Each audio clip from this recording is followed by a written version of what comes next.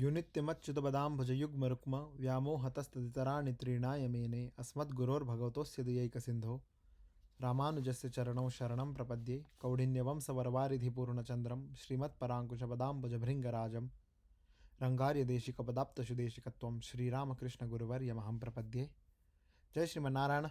This is Dev Narayan and welcome to the second episode of Prashnottara. Even though the name of this video may be regarding the importance of temples and idols, I would like to clarify that we would first start by understanding the concept of Bhagavana before we move forward. I will use the word Bhagavana and not God for a very specific reason, which you will understand through the course of this lecture. Please watch till the end because there is an extremely important message that I would like to put forth.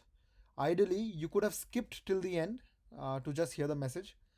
But my opinion is that to fathom the importance of this specific message, it is greatly advised that you understand some fundamental concepts prior to the message itself. So today we will discuss who Bhagavana is. In the last video we spoke about what Sanatana Dharma is and what it means. Let us start understanding who Bhagavana is so we can move forward and then get on with the other questions as well. There is a misconception in our common terminology where we say Hinduism is a polytheistic culture. Polytheism, theism means there are many gods. We don't have many gods. Today we will use the word Bhagavana instead of God because Bhagavana has a very specific meaning in the Sanskrit language, which is not true for, we could not say the same for the word God, which is not from the Sanskrit language. So who is Bhagavana? Let us delve a little deeper into that. So who is Bhagavana? Let us ask another question. How should Bhagavana be? How should he be? So this is an image from the first Mahabharata video. Do have a look at that. We can see here the different possibilities that Bhagavana can have. So he should be limitless. He should not be bound by space or time. He should be eternal. Check. All of these are check. But these are all words, just thrown around. Who is he actually? How should he be? Let us delve a little deeper into that. So today we'll delve a little deeper into these qualities. There are 5 specific qualities. So let us go ahead and see what are these qualities of Bhagavana which make him Bhagavana, not us. So do have a look at this image here. These are the image of the lokas. So there are 14 lokas here, above us and below earth. This is Bhuloka. All these lokas are created by Brahma. He is the creator of this universe. There are many Brahmas, 8-headed Brahma, 16-headed, 32-headed, and so on. All these are created by Brahma, the Supreme Personality, Bhagavana, that we are trying to discuss today. Bhagavana. He is Brahma. This is what we are trying to discuss. He is Brahma. We are not trying to discuss him. He created this universe. We want to go beyond this universe. Why? Because going beyond this universe to Brahma is called moksha or moksham. So we want to attain moksham. That is our upeya. We want to attain moksham, and the upaya is what we are going to discuss right now. So everything that happens in this loka is bound by karma. Even Brahma is bound by karma. He lives for 100 years. After that, he will have to pass and there will be a new Brahma will be born. At the moment, this Brahma is 51 years old. Because we are bound by karma in these lokas, getting out of this karma is very important. So now, if we want to come out of this, we cannot go and pray to Brahma because Brahma is only limited. He is not unbound by karma. He is also bound by karma.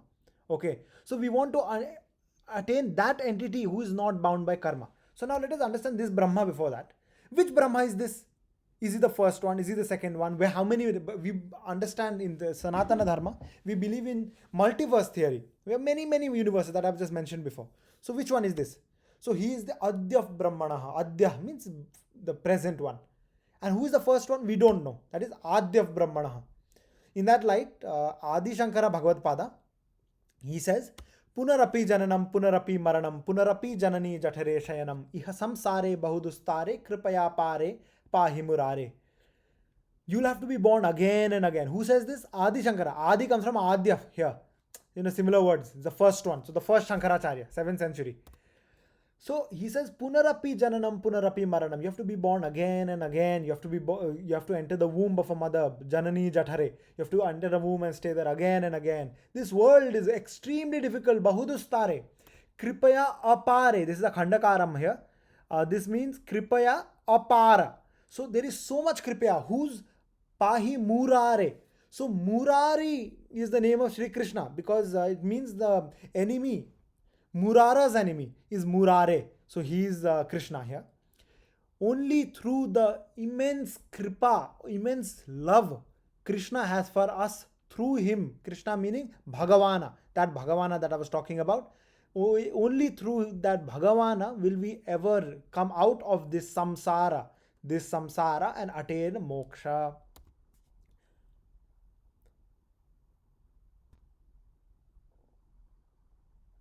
This ability of Bhagavana to not be bound by karma like we are is called Satyatvam. He is not bound by karma.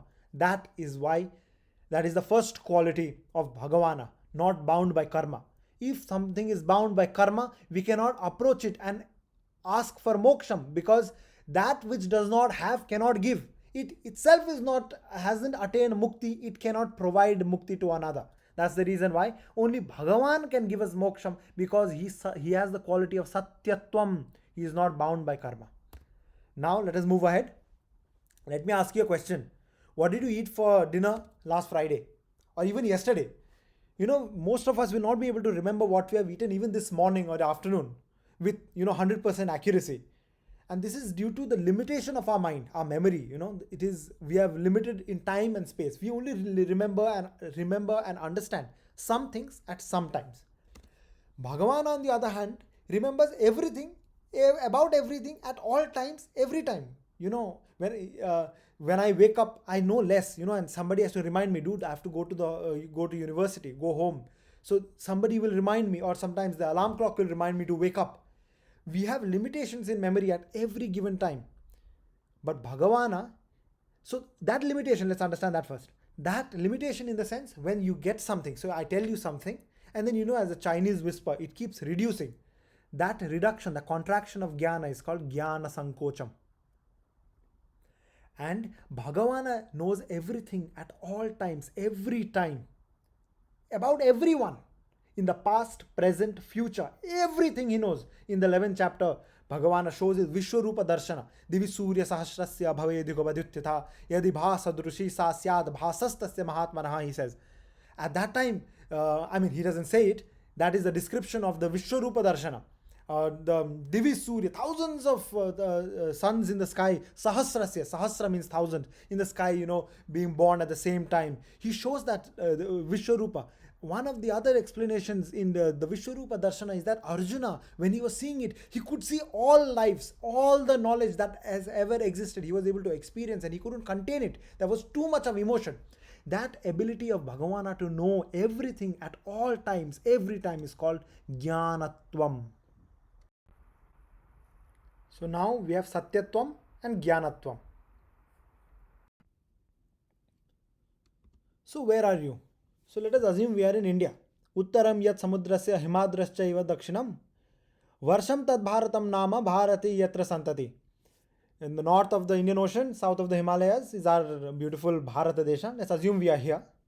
So in Bharata, you will be somewhere. So you are either in West Bengal, you are maybe in Chennai, you are in Thiruvananthapuram, and or you are in Rameshwaram for that matter. You are in many places all around India, all around Bharata Desha. But you are only in one place at any one given point in time.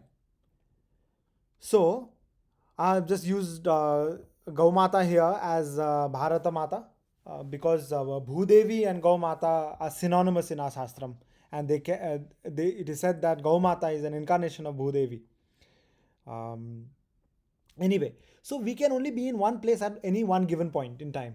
Yeah, except when you Skype or Zoom, then you are in one point and then it appears as if you are in the other point, which is not the case.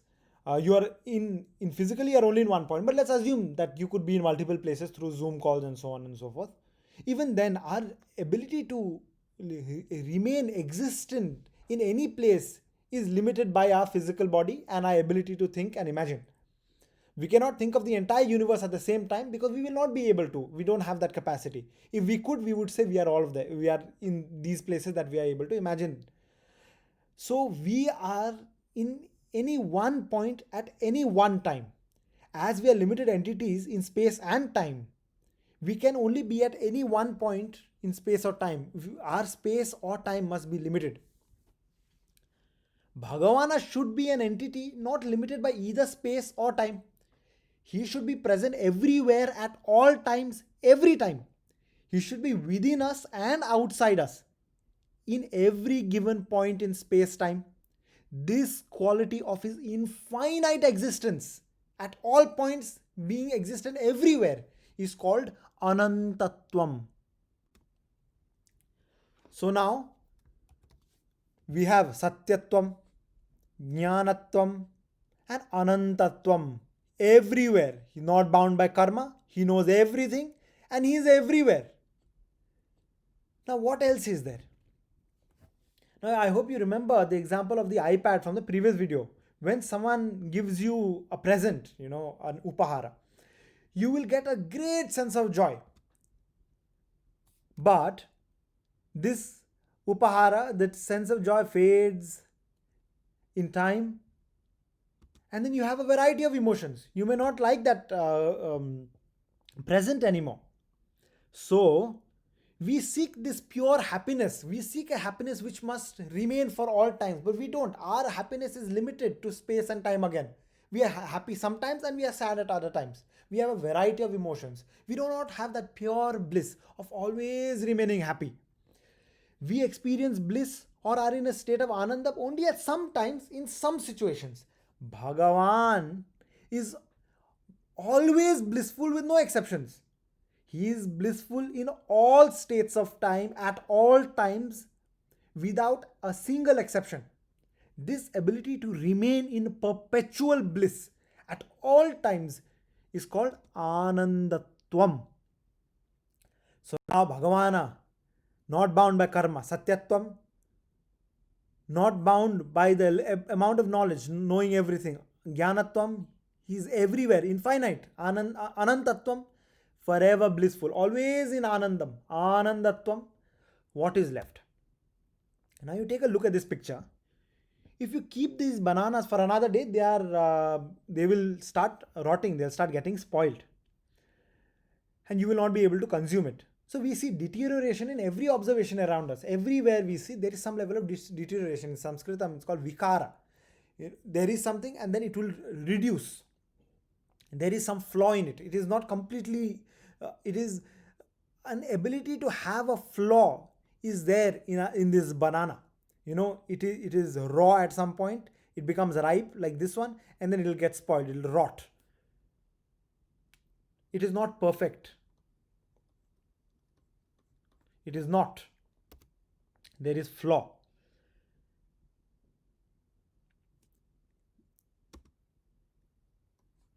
If you can see here, Bhagavana should be an entity who does not have any flaw.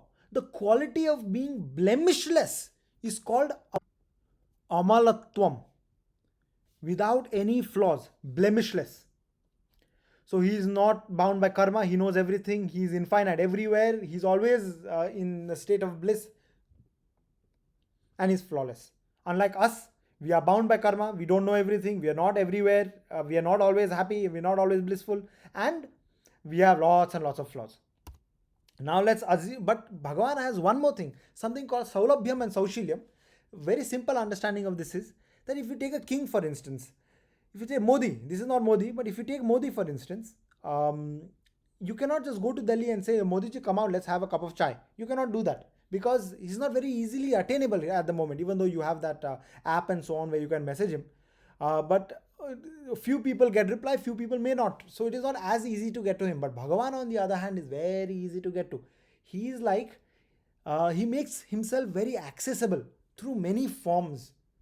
He's like, when there is a small baby, a newborn baby, or maybe, a 2 or 3 month old baby, the baby cannot move around, but it likes to see new things, and see new colors and so on. So you go to the baby and, say, come baby, come play with me. You take the initiative. We are just babies in front of Bhagavana, and Bhagavana will take for different forms to reach us, to bring us towards him. That is called Saulabhyam and Saushilyam. Now, according to our scriptures, Bhagavana exists in many forms, so that he is more accessible to us, that I just mentioned. And to increase his accessibility the most, he comes in the form of Archa Avatara. What is Archa Avatara? Archa means the avatara in the form of idols, and Shaligramam. Idols through Prana Pratishtha. There is a Karma Kanda in the Vedam, which there is a ceremony where what you do is you invite the Bhagavana into this idol, and now you cannot call this an idol anymore. This is Bhagavana, Pratyaksha. So you say, Bhagavana is here and we are praying to him. We are not praying to the idol. So it is not idol worship, it's Bhagavana worship. And because Bhagavana is within. So when you shake hands with Dr. Mehta, let's say you shake hands with Mehta, and when you go back home, do you say, I shook hands with you say you shook hands with Dr. Mehta. Let's say you shake hands with Modi. You go and say, you go back home and you're like very excited. You say, I shook hands with Modi. You don't say I shook hands with Modi's hand. You don't say I shook hands with Modi's body, or you don't say I shook hands with the body. You say I shook hands with Modi. So when you go to a temple, why do you say I'm worshipping an idol? I'm worshipping a Bhagavana. I prayed to Bhagavana. I didn't pray to an idol. I prayed to Bhagavana, which is there in that idol. Just like there is Modi, the Atma of the Modi within that idol, within that body, and you say I shook hands with Modi. You say I prayed to Bhagavana. I did not pray to the idol. Bhagavana is within this in all his forms. Satyatvam, Jnanatvam, Anantatvam, Anandatvam, and Amalatvam. Everything, all his Shad Aishwaryas are also there within this idol. Now it is not an idol anymore. This is the Bhagavana. In terms of the Shaligramam on the right here, the Bhagavana, it doesn't even require Prana Pratishtha in the idol on the right. So in Ram Janmabhoomi, because there is already an idol upon which a Prana Pratishtha puja has been done, a Bhagavana is already there now. Now he has to have a place to stay. And this whole Andolan that is happening is because we want our idols protected. Because now they are not idols anymore. Once Bhagavana has come, he's our responsibility. Why? Why do we say he's our responsibility? Now that's a very specific understanding one must have, is that we are the protected when he is the protector, because he protects us all right now. Everything that we do is under his purview. In Archa Avatara, he does everything under our purview. So when we go to him and we wake him up. Kaushalya Supraja Rama Purva Sandhya Pravartate Uttishta Narashardula Kartavyam Daiva Manhikam. Uttishto, please get up. Uttishta Govinda Uttishta Garudhadwaja Uttishta Kamala Kanta Trailokyam Mangalam Kuru. Please witness us work, please get up. And then we bathe him, and then we worship him, we feed him, we wipe him, and then we oil him, we scent him, and then we put him to bed. Everything we do, he's under our purview in Archa Avatara. So it is extremely important for us to protect our temples and protect our culture through our Archa Avatara, who is Bhagavana with all his potential and all his potency. He is just under our purview. Now, it's like in Hindi you say, I ask you to go to the kitchen. So I say, Bantu, go to the kitchen, or dibbe ka ghee lao. So dibbe ka ghee means what? There is a dibba with ghee inside. If I say dibbe ka ghee lao, it means that there could be ghee in a pot, in a plastic bag maybe. There could be ghee in any of these, but aap dibbe ka ghee lao. There is ghee here also, there is ghee here also, but aap dibbe ka ghee lao. Bring the butter which is in the dibba. Now, if I ask Bantu again to go, ghee ka dibba lao. So that means there bahut sare dibbe hain, there are lots of dibbas, but ghee ka dibba lao. There could be water here, there could be salt in another dibba, but you are saying ghee ka dibba lao. So that is the difference between Para Avatara in Vaikuntham, when Bhagavana is in Vaikuntham and Bhagavana is in Archa. That is called the Dharya Dharaka Sambandham, and I will explain to you this in a future video where we talk about the creation through the lens of the five different forms of Bhagavana: Paravyuha, Vibhava, Antaryami, and Archa. Now, this is the message that I wanted to put forth, that the temple worship is extremely important, because if somebody says, what is the importance of a temple? Why should you go to a temple? If Bhagavana is everywhere, if God is everywhere, why should you go to a temple?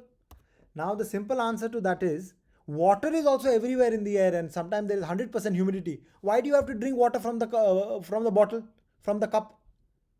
If somebody tells you God is everywhere, you don't have to go to temple.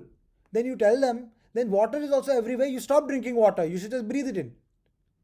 That is the understanding, that even though Bhagavana is everywhere, the potency of Bhagavana within the temple, it brings us to focus. We are not focused all the time. Even though water is everywhere, extracting that water takes a lot of energy. It is a very skillful process. You require a dehumidifier, an AC maybe. Air conditioners have dehumidifiers, and then you can remove the humidity from the air, and maybe you could drink that water in some form or another. So it requires a lot of effort. Even though Bhagavana is everywhere, that is correct. But to focus that, channel that Bhagavana and understand it is very difficult by ourselves. So that is the importance of temples, where Bhagavana remains in a very accessible form, and we must protect these. We must protect our temples. We must protect our idols, which are not idols anyway, Bhagavana, and we must understand the importance of temples as well. With that, I would like to conclude the Prashnottara series 1.2. This is the second lecture. Srimate Ramanujaya Namaha. Jai Sriman Narayana.